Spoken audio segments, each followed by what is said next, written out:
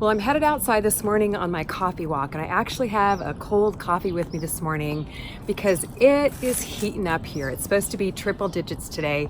If you caught my live stream this week, you know that I talked about ways to protect your garden from the heat, and shade cloth is definitely one of them. Now, I did want to just acknowledge and thank you for all the amazing response to last week's garden overwhelm video. You guys were so kind and so encouraging. It made me feel so good that I'm not the only one in the world that deals with garden overwhelm. So I want to do a little follow-up today and show you that messy garden bed that I showed you on last week's video. I've actually made some progress. I think you guys will be proud of me. And I also want to give you some tips for growing some perennial herbs. So we went from a cloudy and cool spring, barely topping 80 degrees, to 4 days of nearly triple digit heat. And you can see the nasturtiums are really taking a beating. So I didn't quite get to that yesterday, but I will be pulling those out most likely today. Now, right up front here, I have a green zebra tomato. I was able to get that planted a couple weeks ago. I'm really excited to grow this tomato. There's little flowers starting to form, and tomatoes shouldn't be far behind. Now in this little cage here, I had a whole big huge plant of overgrown celery. I was able to pull that out. Not quite sure what I'll plant in there yet. Maybe some butternut squash or something that can climb up that trellis. Now I was able to get the strawberry towers trimmed up, fertilized, and really give them a little boost for the new growing season. I just trimmed back some chard here. It's already branching out into some brand new growth. So that'll be a great heat tolerant green. And there are some berries over here that are ready to harvest. Oh, those look absolutely beautiful. Now, I did want to talk a little bit about some perennial herbs. I have oregano, mint, and then sage back there. So it is still looking a little bit messy in there, but I am making progress. And that's what it's all about, right? Just doing a little bit at a time and keeping it fun. So here's the oregano. Let me get around the other side. This side looks terrible, and I'll show you where I've done a little bit of trimming back. Now, oregano is a perennial herb. It's delicious. It smells so fragrant. I think Mac likes the smell over here. But it will overwinter in many climates, especially if you trim it back in colder climates and cover it with mulch. But I do like to trim mine back usually twice a year. You can see it gets really leggy if it's not trimmed back. And here it's starting to flower. And the bees absolutely love the flowers, but it does change the flavor of the leaves. So this can actually be trimmed back all the way to the sticks here. When you trim it back regularly, it keeps it nice and bushy instead of leggy like mine is, and also makes it healthier. So I'm gonna cut this back today all the way to the sticks, and I'm really looking forward to seeing the new growth. Now, oregano is delicious in homemade marinara sauce.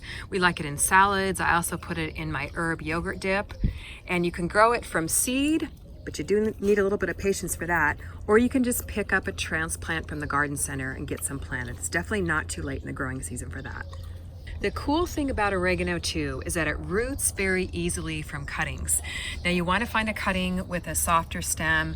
The woody ones don't work too well. They take too long. Oh, here's one that would work well. Got a nice soft stem, so I would cut that off, put it in a jar of water with some worm tea, and it'll root in about 7 to 10 days. So I do have a video on that with more details in case you're interested. Now, right next to the oregano is another perennial herb, and that's mint. If you have never grown mint, you absolutely have to try it, but you do want to keep it in a container because it does tend to be really invasive. It just smells so good, and we love to have mint in mojitos. It's great for mint tea, or just steep it in water for a really nice, refreshing drink. You can see this one here is actually starting to probably flower and go to seed.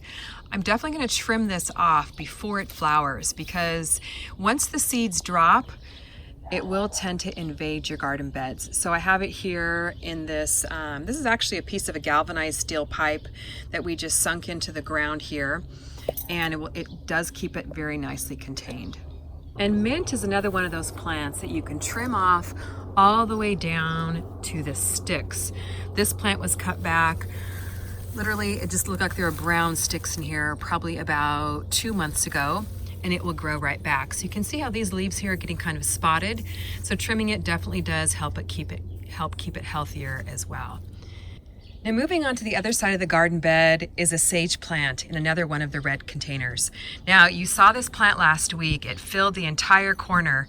Not the dried up strawberries, I gotta get in there and work on those too, but the sage plant. Sage makes a really nice filler plant because once it flowers, it has beautiful tall purple spikes. It's a great herb to plant to attract the pollinators. And it does great if you cut it back twice a year after the flowers dry up, which is exactly what I did yesterday. You can cut it back all the way to the sticks and it will regrow and really stay healthy by pruning it. Now the leaves are a beautiful kind of bluish green color. Aren't those pretty? Very, very fragrant. And it does retain its flavor when you dry it. Now we love to use sage again in the Greek yogurt dip. It also makes a great marinade for chicken or fish. I actually just mix my yogurt dip with a little bit of lemon juice and marinate my chicken and fish with sage. It's so fragrant, so delicious. You'll absolutely love growing sage in your garden. Another perennial, extremely hardy, will overwinter in most climates. So it doesn't look real pretty right now, but I am looking forward to some new growth from the sage plant and filling out this corner once again. And here's another little sage plant that I have, and you can see how nicely it fills out this little corner here. So I really want to encourage you to plant sage, not only as a beautiful perennial herb, but also as a little landscape filler. Nothing like edible landscape, right, Mac? All three of these herbs, sage, mint, and oregano, can be propagated or rooted easily from cuttings. So find yourself a friend who has these herbs in their garden. Ask them if you can have a cutting, and you'll be growing your own free, delicious herbs in no time. I still have that messy compost pile outside of my house, and my garden bed doesn't look perfect, but I'm definitely making progress, and I hope you are too. Well, I hope you enjoyed the little tips on the herbs today. Oregano, sage, and mint, 3 great perennial herbs to grow in your garden. Let me know how things are going for you, if you're making progress on your messy garden bed, or if you're growing any of these herbs. Thanks so much for joining on my coffee walk today, guys. We'll see you on the next one. Bye-bye. Oh, this cold coffee is so refreshing. Cheers.